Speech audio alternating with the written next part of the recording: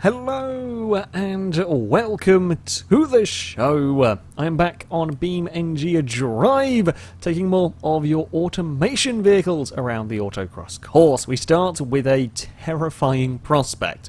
This comes from Rugabout. It is the HJR Hotline. It should have headlights, however they are apparently a mod fixture that I do not have, so yeah, it doesn't. The car itself is immensely powerful. 716 horsepower, 437 torque. In a car that weighs 714 kilos. That is massive power to weight. That might be the biggest power to weight ratio we have seen. It's certainly right up there as one of the most powerful cars we've had, and one of the lighter. It is a rear-wheel drive, turbocharged V6. It's only got 4 gears, which means we might actually have some sensible gear ratios, full push-rod suspension all around. Terrifying part is its rear-wheel drive. Yeah, this is a 700 horsepower car that's going to go, rear-wheel drive car, that's going to go around the Autocross course. It does have some very, very big tyres, but even then, we're going to be asking a lot of the back of the car to, well, stick on the road. If it is drivable, we could well see it go the fastest of the rear-wheel drives, but that is a big if, although I will say, good news for the car, so far, actually so good. It's got fairly decent turn-in. It's got very decent turn-in, in fact. And second gear works wonders, because we don't get ludicrous wheel spin. What is it like if we go first? First might be a touch dodgy. In many ways, yes, second is the gear to go in. Means I can get away with more in terms of throttle control. I can just be more aggressive in stamping on the throttle for some of those hairpins. Yes, it's a little sketchy. There is a fair bit of understeer, although that's probably down to whoa, and then it suddenly lets go. If it does let go, you're in an awful lot of pain. If it does let go, it's just going to snap sideways. I think it's rear-engined. Certainly the engine's at the back. I'm not sure how far back. I'd presume it's rear-engined in this body style. Good for traction, not good for outright, well, stability, really, in the car. It's a mad vehicle. It's a mad vehicle that gets a huge amount of understeer every so often. It gets, and then we're going to go for some, well, I mean, it's an interesting handling car, this thing. It's got an awful lot of speed amongst an awful lot of... I actually think it's wheeling around the place, to be perfectly fair. It's mid-engine. I think the engine's just about above the front wheels, or the rear wheels, sorry. I don't know.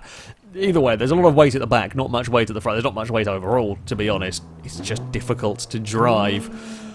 Okay, shall we try? We'll try a more aggressive first gear strategy out of these corners. So try and make the most of, well, what would be the car's, should be the car's strong point, will be the car's strong point. That's why we don't go for first gear. Out of that corner, admittedly, that does tend to be one of the harsher acceleration zones. We have seen quite a lot of cars. Here is a little better for first gear. As expected, it's mad. As expected, it is absolutely mad. 700 horsepower of a 2-litre engine is pretty crazy. We have seen it before. It is, you know, very, very possible here.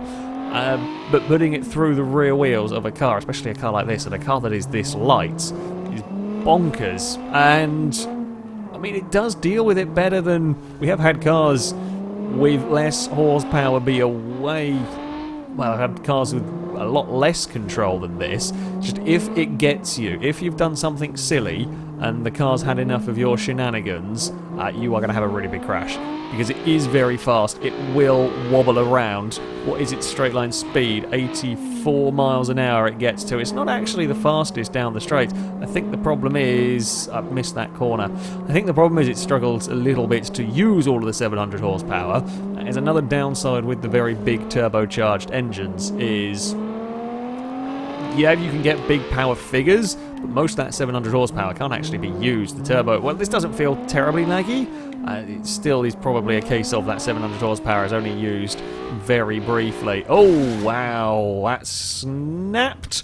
That's why I think maybe a cautious approach is going to be the way to go. This is a very good example of a car that is fast, but so difficult to drive. This is a very good example of yeah, when you've only got 3 runs, a car that is very difficult to drive is potentially problematic. So I think second gear is going to be what I want out of these corners. It's easier to actually use the throttle and to not have any silly big spins with the car to try and get a time on the board. There is still plenty. It's still got decent acceleration out of these corners, even in second gear.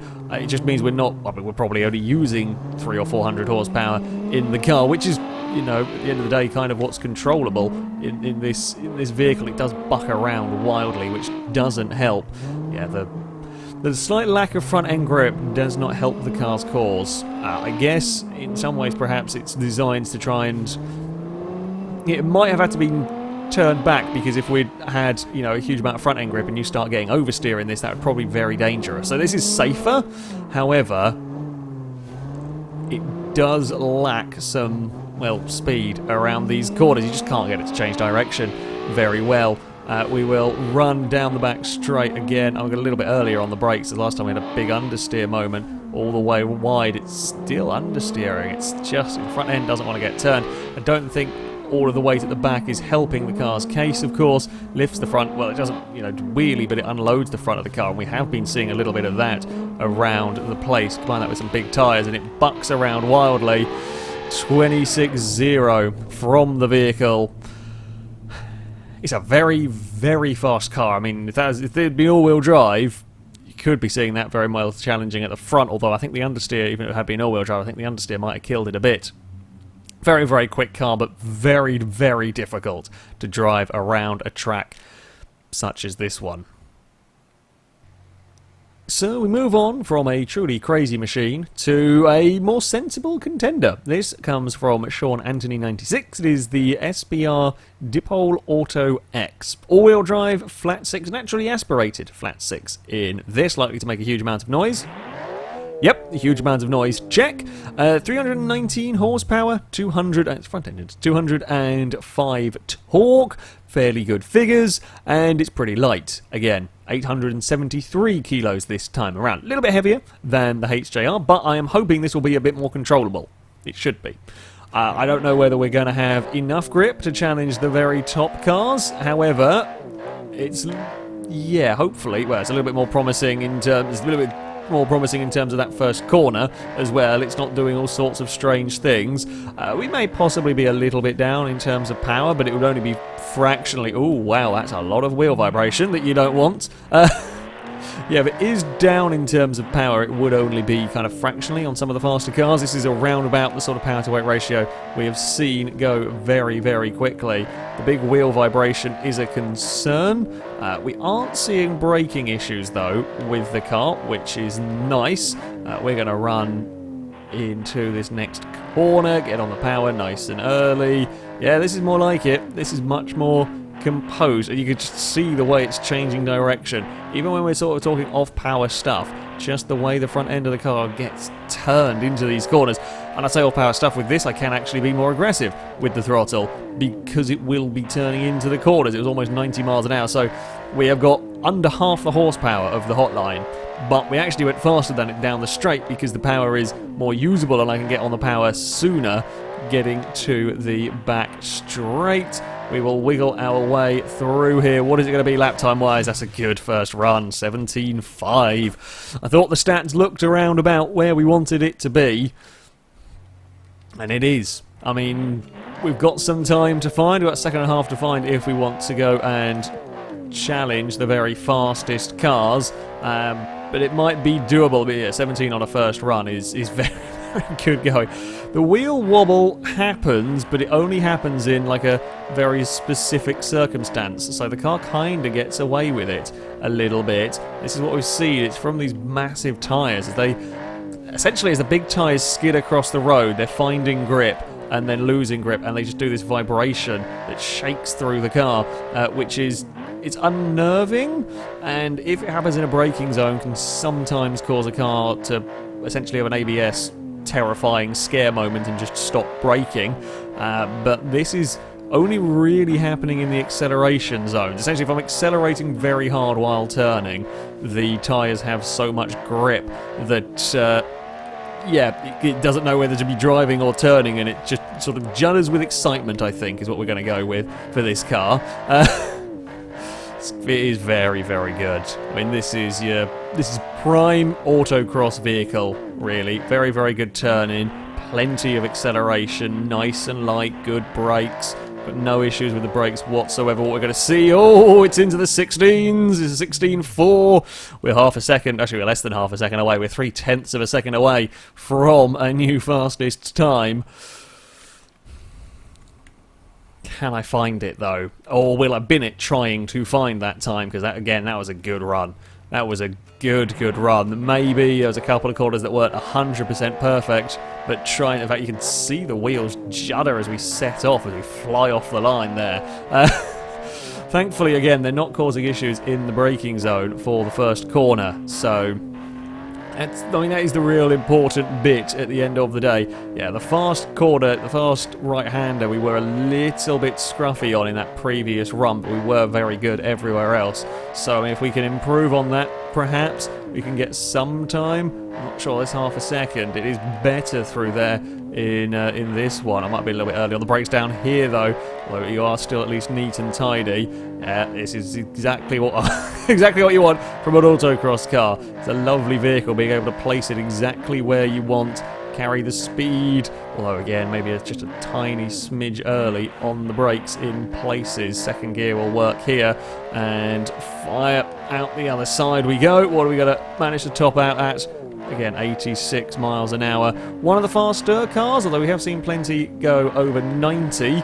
Although top speed is of minimal concern, really. That's very late on the brakes. I don't think it's gonna work now. I think I've overdriven that corner there. Don't know if we were going any quicker. It's not going to be a faster tire. We're second down. I don't know if we were going any quicker at the point where we struggled to get it slowed down, but couldn't quite do it. I think. Yeah, 16.4 is a very, very fast time. As I said, you're only 0.3 away from the fastest. I gave it everything, just couldn't quite get any more out of the car. Our next vehicle is another kind of oddball, shall we say. This comes from Dennis Rue 123. It is the Autom Sportsman. Front-wheel drive, turbocharged i3 in this. Has just 69 horsepower, 42 torque, but it weighs 388 kilos. You could kind of pick this car up and put it in your pocket, probably. It is unbelievably light. The engine in it is also quite impressive, in that not only is it a 69 horsepower engine, that is a 200cc engine. That is 10 times smaller than the engine size limit. So it is a tiny engine. Getting that much power out of such a tiny engine is actually quite good going. And in a car this light, well, it might actually go pretty well. I think it unlikely to challenge the fastest of the front-wheel drive cars. The Pegasus is our current fastest front-wheel drive, and that sits at a 120.8 around here. This is ultimately unlikely to challenge a 20.8, but because it is so light, we might actually see this set a pretty respectable time, because this is going to, you know, the fact, okay, 69 horsepower will be terrible when it comes to the back straight. However, won't matter through a lot of these corners. It does judder an awful lot. Yeah, through a lot of these corners, the lack of horsepower is going to make absolutely no difference, and the, well, lack of weight will make a huge difference. It'll be able to carry speed through some of these turns that other cars can't. Hell, I mean, this is half the weight of very, very light cars. So, this could well upset a number of vehicles. This could well upset a number of vehicles, although there have been a couple of things already with it that are a touch scary. It judders a lot. Straight away the straight line speed. I mean, 65 miles an hour. Okay, yeah, we are 40 miles an hour down on the fastest car, but the fastest car was also nigh on undrivable for a lot of the course, so yeah, there we go. It is going to be a pretty respectable time for the vehicle with just a 200cc engine and a chrome wing on the roof. It does a 25.8, and there is more time in that as well. There is definitely more time in that. We ripped the wheel off. It's bonkers. It really is a bonkers contraption. This is, I mean, this is a great demonstration of why lightweight is so important here. I think I butchered up the gears a little bit. Second gear is what we want out of most of these corners. Unfortunately, it's not quite at the right place in the rev range, but first won't work either. There's so little weight and so much grip, the back end just wants to come around constantly and say hello at all points. Yeah, it's ever so slightly awkward in the power band. First gear doesn't quite work because it's not long enough, I don't think. No, first gear you'll almost be constantly changing up gear with. How fast can we go through there? I mean, that's well, it's 44 at the apex, but it does slow a little bit in the running way. You kind of just shrug off. You do find that a lot of speed around a course like this, you actually end up shrugging off just from turning, like the friction shrugs off quite a lot of speed in some of these corners. We are, I think, doing a smidge better here. It's actually a bit difficult. You'll be very, very smooth with the steering. You'll be very cautious, well, I say careful with the car rather than cautious perhaps, as to not shrug off too much speed, because of course it is difficult to get going again with the car, and if you do chuck it in with a bit too much speed, the back end is more than happy to come around and say hello. And into the final braking zone we go. Actually, I'm being a little cautious with the brakes. I don't really need to be. This should not have any problem that's slowing down. What is this time? 24.3. Again, this has an engine 10 times smaller than most of the vehicles that have run in this series so far. It's a brilliant piece of engineering, aside from the horrendous shaking as we set off from the start. I'm just kind of going out wide there. Reason why is to try and stop the front wheel drive wheel spin, try and stop that mad juddering that's going on. The grip this car has is incredible.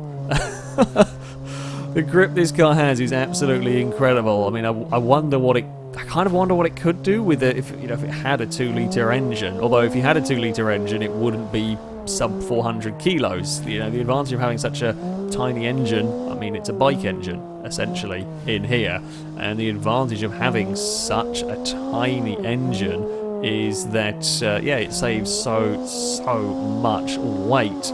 I do a little bit of shaking there. I've been in places I've been faster on this run. Not sure if we're going to end up overall faster. It's still a case of just trying to find where can I maximise corner speed, carry momentum. It's almost like you're just not used to the way that this car can grip. Nothing else can really grip in the same way that this thing does through some of these corners. Although if you do fall off the power band, it is very noticeable. Oh, and that's just swapped ends on us. Yeah, if you do fall off the power band, I don't think that run was... It was a bit scruffy, but in the end, yeah, I just locked up the rear brakes, I think. If you fall off the power band, you are in a lot of trouble because you've got 69 horsepower and that's it. In fact, with a heavy crash and a spin, it was still a 31. That is a remarkable performance for a mad little vehicle. I can't believe that did a 20, was it 25, 24? Silly car. And the final vehicle to run through the course today comes from Sinister Exaggerator. This is the heiress Thena. Rear-wheel drive. We've gone through all the different drive lines today, and we'll go back to another rear-wheel drive car. A naturally aspirated V10 in this one. 258 horsepower. Plenty of noise again. 163 torque. Still pretty light. Not quite as light as our last car, though. It's 904 kilos. In fact, does that make it the heaviest? It does make it the heaviest car of the day.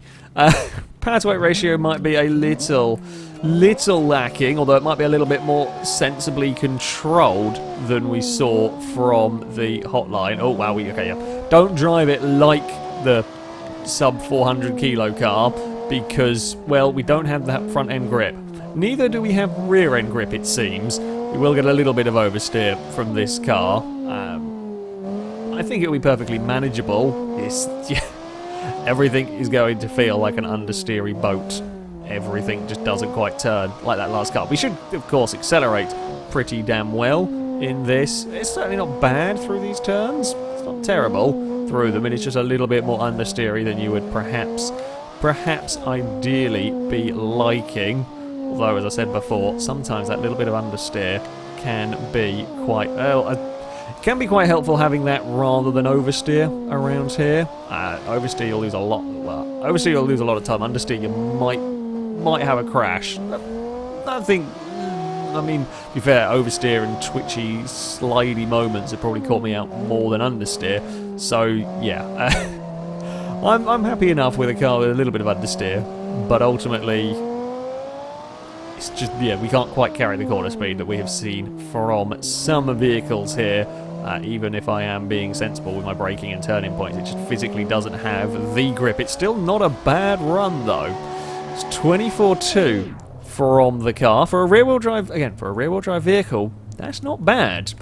That is not bad at all. It's easily accessible power, and that is one of those very important things. Now, do we want first gear out of some of these corners? I think we kind of do, but we've got to be careful as ever with that first to second gear shift. Didn't actually look to see what sort of gearbox this car has got. I think we're a sequential.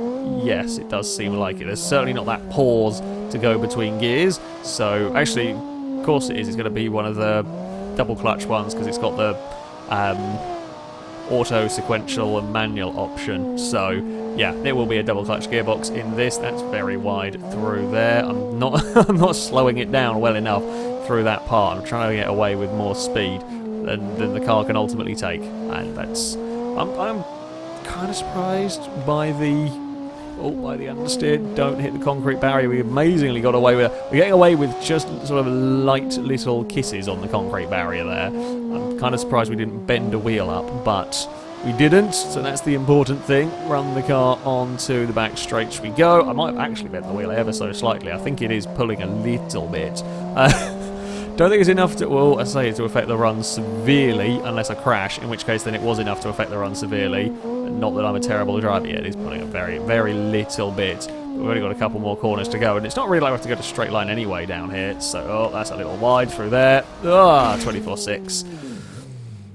It might be a tiny bit more. It might be a tiny bit more in that car. It's a fair, I mean, again, as I said, 24 is a fairly damn solid time for a rear-wheel drive car. For one that might be a bit down on power, not particularly the torquiest engine that we have seen either.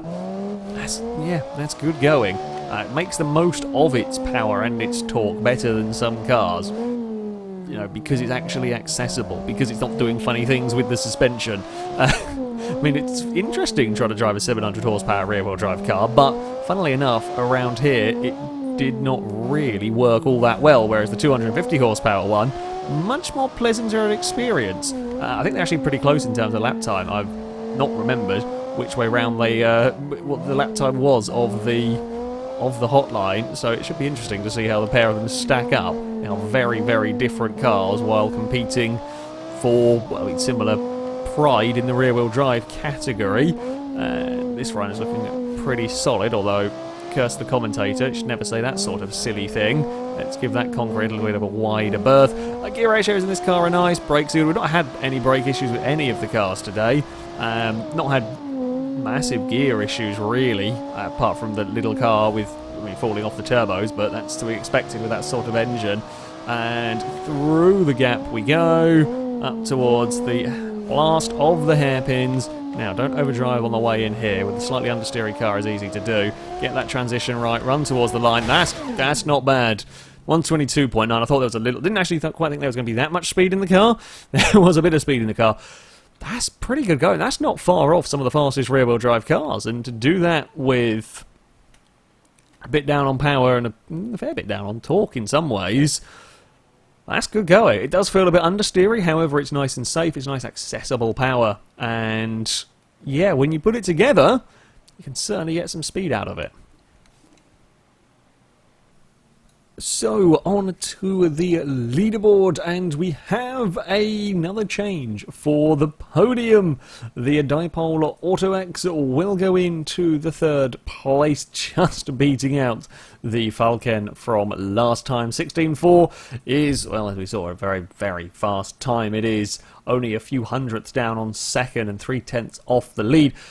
just not quite got the grip to fight with the Fireball. We do have to go a little bit further down to find our next contender, although it's still pretty damn fast. It's actually got a little rear-wheel drive section going on. The heiress Thena will go into a 58th place, just behind both the TS200 Autocross and the Table Wing Special. The Table Wing was at one point the fastest rear-wheel drive car, and while that has moved on about a second down the road, a 21.8 we're looking for the fastest rear-wheel drive now, it's still a fairly respectable time, and for some reason the rear-wheel drives are clustering around. It's high-ish 22.